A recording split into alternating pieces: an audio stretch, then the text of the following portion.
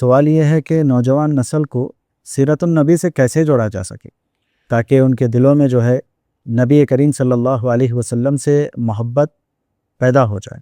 تو اس سلسلے میں کچھ بتائیں گے نوجوان نسل کو؟ نوجوانوں کو سیرت النبی سے کیسے جوڑا جائے؟ جی یہاں بھی میں پہلے جواب سے ایک چیز کو جوڑوں گا کہ اس سلسلے میں بھی خود نبی کریم صلی اللہ علیہ وسلم کا جو طریقے تربیت و تزکیہ ہے، اللہ کے نبی صلی اللہ علیہ وسلم نے صحابہ کرام کی تربیت کی نا، یتلو علیہم آیاتی ویزکیہم ویعلمہم الکتاب والحکمہ. یہ اللہ کے نبی صلی اللہ علیہ وسلم کی سنت کا نصاب ہے کسی کی اصلاح کرنے کے لیے، اس کو بہتر اور بنانے اور اچھا بنانے کے لیے، ترقی دینے کے لیے کہ تلاوت قرآن کی جائے، تزکیہ کیا جائے. تزکیہ میں صفائی ہے، تربیت کا مفہوم شامل ہے.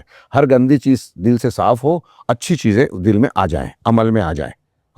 اور کتاب اور حکمت کی تعلیم، تلاوت الگ ہے، تعلیم الگ ہے، وہ بھی شامل ہے. اللہ کے نبی اب اللہ کے نبی صلی اللہ علیہ وسلم نے جو تربیت کی 23 سالہ زندگی میں، صحابہ کرام کا معاشرہ وجود میں آیا نتیجے کے طور پر، جو پوری انسانی تاریخ میں بے مثال ہے.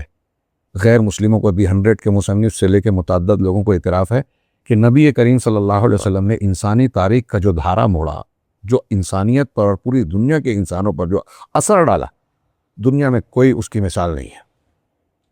انتہائی جاہلیت کو، جہالت کو انتہائی تعلیم و تعلم، تحقیق اور تہذیب و تمدن کے مزاج سے تبدیل کر دیا، اور پھر جو عروج اور ترقی کا سلسلہ شروع ہوا تو آج دنیا کہاں پہنچی ہے، یہ نبی کریم صلی اللہ علیہ وسلم کی تعلیم. بہرحال مختصر میں یہ کہ لوگوں کو سیرت کی طرف یا آپ کی محبت کی طرف مبذول کرانے کے لیے نوجوان نسل، جیسا کہ آج ہم دیکھتے ہیں ان کے مشاغل کیا ہیں، وہ موبائل میں کافی کچھ وقت، سوشل میڈیا پر وقت کا ضیاع، غیر ضروری اور لایانی کاموں میں مشغولیت، کوئی گھنٹوں جو ہے اسپورٹس میں لگا رہتا ہے، کرکٹ دیکھ رہا ہے، یہ چیزیں وہ چیزیں، کوئی موسیقی اور بری چیزوں میں لگا ہوا ہے، دوست و احباب کی مجلسوں میں بیٹھا ہوا ہے.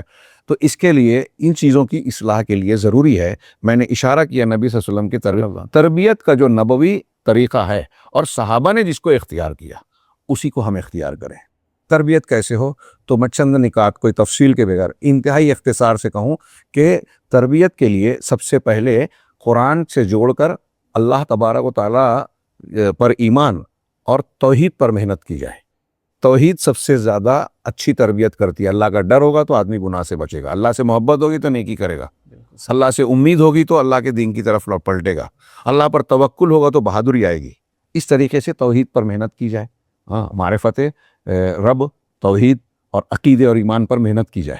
دوسرا یعنی یہ نبی صلی اللہ علیہ وسلم کا یا تمام انبیاء کی تربیت کا طریقہ ہے کہ پہلے عقیدے پر محنت کی جائے. دوسرے نمبر پر قرآن و حدیث سے جوڑا جائے، اللہ کے رسول صلی اللہ علیہ وسلم کی اطاعت، اور گھر کو تربیت کا ماحول دیا جائے.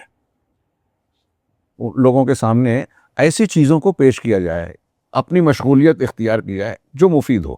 اگر ماں باپ خود ٹی وی سیریل دیکھ رہے ہوں، موبائل پر گندے پروگرام یا اسپورٹس کے شائقین ہوں، شوق رکھنے والے ہوں، تو آپ کیسے سوچ سکتے ہیں کہ باپ جو ہے وہ کرکٹ دیکھ رہا ہے تو بیٹا جو ہے وہ کسی بڑے عالم کا درس سنے گا، بالکل صحیح، مسجد میں جائے گا؟ ایسا نہیں ہو سکتا. تو گھر میں تربیت کا ماحول بنانا، نمونہ بنانا یہ ضروری ہے.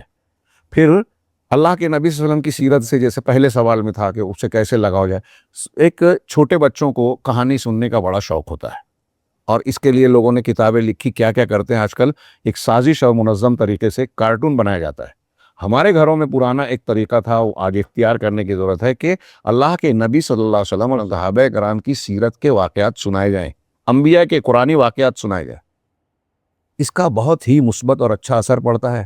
اسے چھوڑ کر لوگ الٹی سیدھی جھوٹی سچی کہانیاں سناتے ہیں. سچے واقعات اور ایسے واقعات ہمارے اسلاف کے بھی جس میں محبت رسول کے جذبات نمایاں ہوں وہ بیان کیے جائیں. سیرت اسی طریقے سے نبی کریم صلی اللہ علیہ وسلم کی سیرت اور شخصیت سے متعلق جو ہے وہ جو ہے ہم کتابیں اپنے گھروں میں رکھیں، اس کو پڑھنے کی ترغیب دیں. اگر موبائل ہے تو موبائل پہ وہ چیزیں پڑھنے کی. پھر بچے کو مسجد سے جوڑا جائے، 7 سال کا ہو جائے تو نماز کے لیے لے جائیں، 10 سال کا ہو جائے تو نہ جانے پہ ماریں. خطبہ جمعہ، دروس اس میں شریک کروائیں، اور ہو سکے تو علماء سے جوڑیں. کون سے علماء؟ جو واقعی متقی، پرہیزگار اور قرآن و حدیث کا علم رکھنے والے ہیں، علماء سو یا بدعتی نہیں. یہ ان کی جو تربیت اور ماحول وہاں بنے گا، اس سے دین کی طرف شوق ہوگا، نبی صلی اللہ علیہ وسلم کی اور انبیاء اور اس کے بعد نبی کے بعد جن سے نیک صالح لوگوں سے محبت ہونی چاہیے، وہ محبت پیدا ہوگی، ان کے زندگیوں کو جاننے پڑھنے کا شوق ابھرے گا۔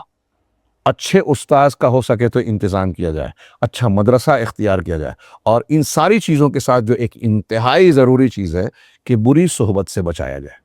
بعض علماء نے لکھا کہ تربیت کے لیے انتہائی ضروری ہے کہ بچے کو بری صحبت سے بچایا جائے۔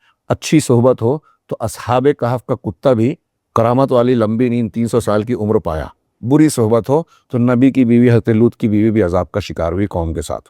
ان کی صحبت کے اثرات کے دو حصے، دو نمونے پیش کیے جا سکتے ہیں۔ تو یہ میں نے مختصر سی بات عرض کی کہ ہمارا تربیتی ڈھانچہ قرآن و حدیث کی روشنی میں اور صحابہ کرام کے تعامل کی روشنی میں اگر ہم اختیار کریں تو یقینی طور سے ہمارے بچوں میں جناب محمد رسول اللہ صلی اللہ علیہ وسلم سے محبت اور آپ کی سیرت کے مطالعے کا ذوق پیدا ہوگا۔